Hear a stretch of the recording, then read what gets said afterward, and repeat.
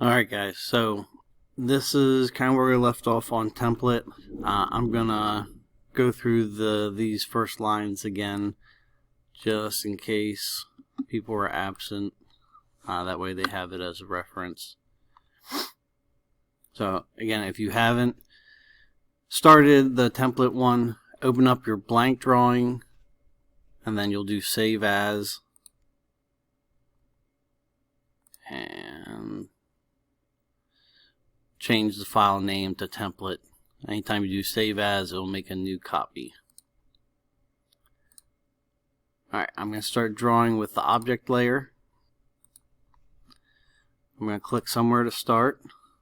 I'm going to go vertically 0.75. Then I'm going to go horizontal to the left 1 inch. 0.5 down. Then I'm going to go 5 over. Up 0.5. Over 1 inch. I'm going to go down 2. Alright, that's kind of where we left off. I'll dimension them so it's easy to see. I got my 1, 0.5,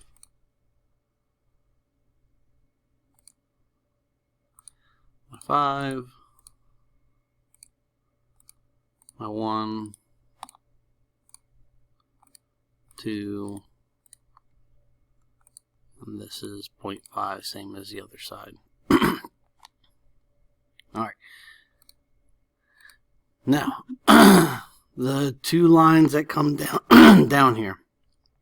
Alright, they are in angles. We haven't really done angles yet. So I'm going to explain it kind of as we do it. I'm going to click on the line button. Alright, I'm going to click on the end of this 2-inch line. I'm going to scroll down here a little bit. Now, as I move the cursor, right now the length is highlighted. So right now it's 1.9956. That's how far away from the original point I clicked on my cursor is. But if you look to the right, it's giving me an angle reading. So right now it's at 60 degrees, 30 degrees.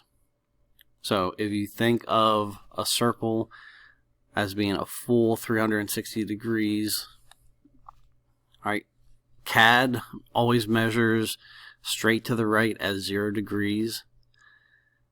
Then it will increase as I go up or down. Alright, if I go straight down, it's 90. If I go straight up, it's 90. And it will keep on increasing all the way till I go straight to the left, would be 180 degrees.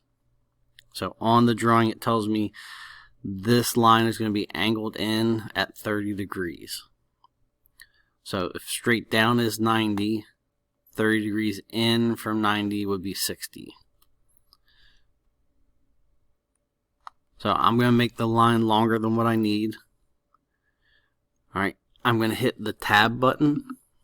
Now I can type in the angle length. I can type 60 and hit enter. And however far my cursor away, it will make that line at 60 degrees. If this line shot off into space, then you probably forgot to hit tab, type 60, and you drew a 60-inch long line, which will be not at the right angle and way too long. Alright, this side. On the drawing it tells me that it's at a 75 degree angle. Alright, if I would just type 75 degrees, it's going to angle out this way. Right about like that. But I want it angling in this way. So I have to do a little math. If straight down is 90, I want it 75 degrees in from that. So just a little addition, 90 plus 75 would be 165. So again, I'm going to make it longer than what I need. I'm going to hit tab, 165. Alright, so I have the two angled lines Again, I'll dimension them. The dimension angle is angular. If I click on one line and click on another, it will measure the angle between the two lines. Same thing, one line, other line, got my angle. Alright, the bottom is a curve. So we need a reference line. So if I go from this top left corner, the distance to the very bottom is 3.5. And then I'm going to take my line going across. The length of this line doesn't really matter. Again, it's just a reference. Alright, now I'm going to make a circle. I'm going to use tan radius to make the circle. Alright, I'm going to click on this bottom line because this is your bottom edge, so this line will be tangent to the circle. And then this 30-degree line will be tangent. And then it's asking for the radius. If I look at the paper, it's a radius of 1. It'll make the circle for me. Alright, if you forgot geometry or haven't had geometry, a tangent is a line that hits a circle at one point. So that's why I need this line to tell me where along this line the circle would be. Alright, once I do that, this horizontal line and the 3.5 line I can delete. I'm going to use trim. I can trim the extra off here. I can trim the top of the circle off. I can trim that one there. Alright, this side is going to be curved. Alright, so again, easy way of doing the curve is fillet. R, enter. And the radius on the paper it tells me is 1. I click on one circle, click on the other, and I'll round it. Alright, once I do that, this is all done. All I need to do is add in a radius for this circle and a radius for this fillet. Oh, I'm sorry, I forgot one step. These are not sharp 90-degree corners, they're also rounded. So I'm going to do fillet, R, enter, and they are 0.5 radius.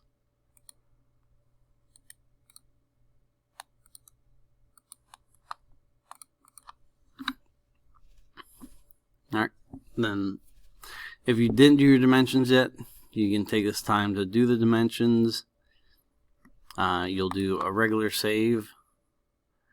Then you'll go to your layout. If it's not showing up already, double click. Your border will go bold. Click zoom extents and it will pop up for you. And then you can print here. Again, the printer that you're going to print to is, once it pops up here, so printer plotter. You're going to go down. That's going to be the KD_12_404DN. Alright, so this one's done. I'm going to save it. Alright, I'm going to open up my blank one. I'm going to show the next one all in the same clip here. So I have my blank one open. I'm going to save as. And then this one is called spacer.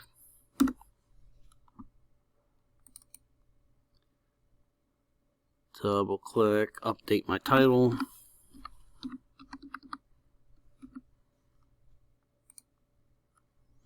Three, 7.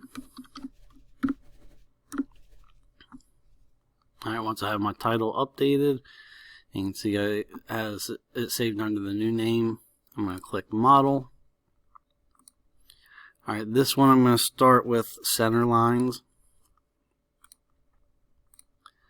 So I'm going to draw a horizontal center line that is going to be 7 long.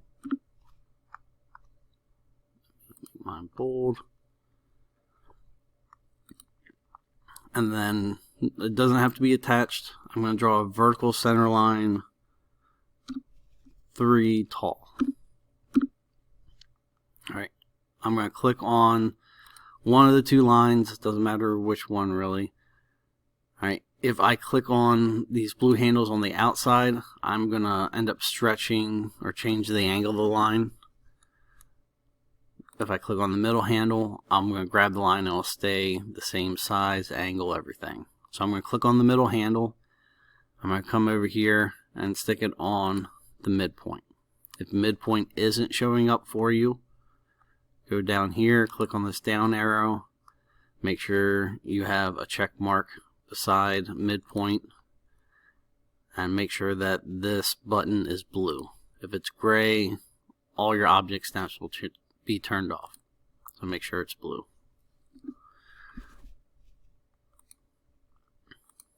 Alright, now I'm going to use offset. Alright, my offset distance is going to be 2, so I'm going to type 2 and hit enter.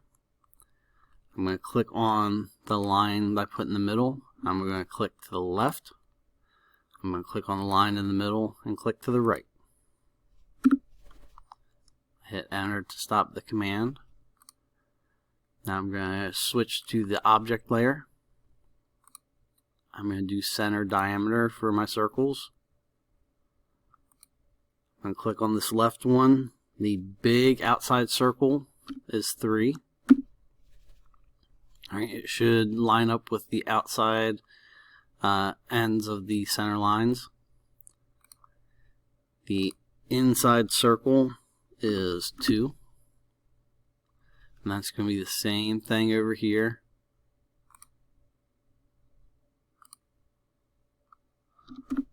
Three, 2. I'm going to have a small circle in the middle that is 0.5. Alright. Now, I'm going to connect these. I'm going to use fillet. Do R, enter. And it tells me that the radius is 1.5 on the paper. Alright, if I click on one, then click on the other, it'll make the connection. Click fillet again, 1, click on the other, it'll make the connection. All I need to do then is trim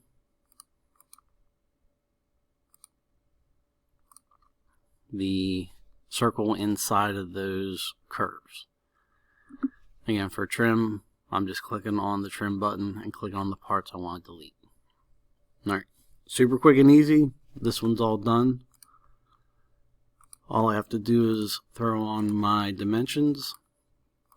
So we'll have a 2 here, a 2 here. I'm going to do diameter for the outside circle, diameter for the inside, diameter for the small one in the middle, and then I'll do a radius for at least one of the curves.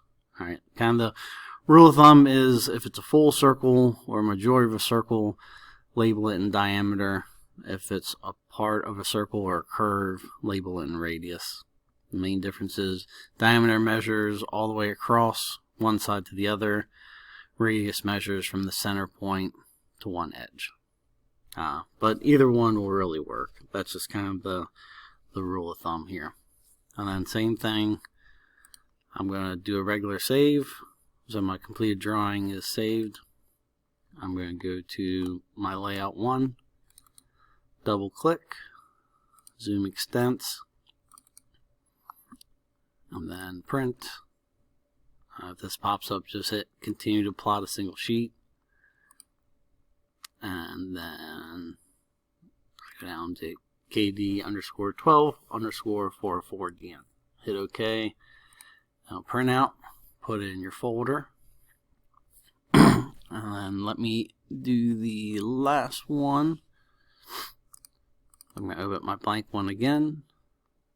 Save as.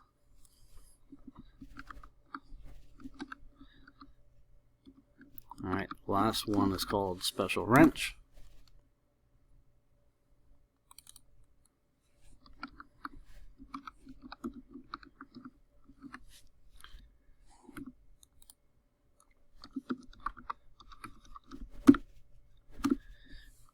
Alright, I have everything updated.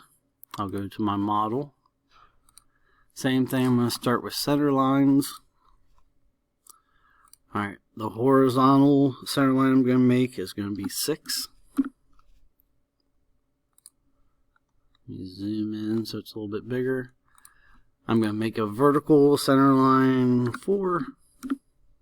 I'm going to grab the vertical one, stick it on the midpoint of the horizontal one. Alright, now I'm going to switch to object. Center diameter. Note the big outside circle is 4.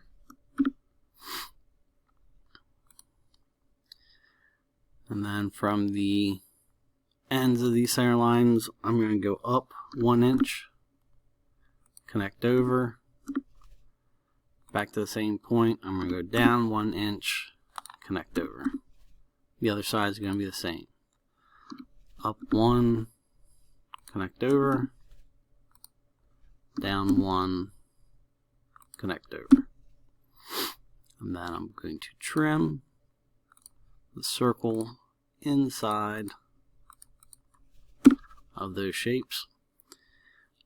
These corners here are going to be rounded, so I'm going to use fillet or enter, and they are a radius of 1.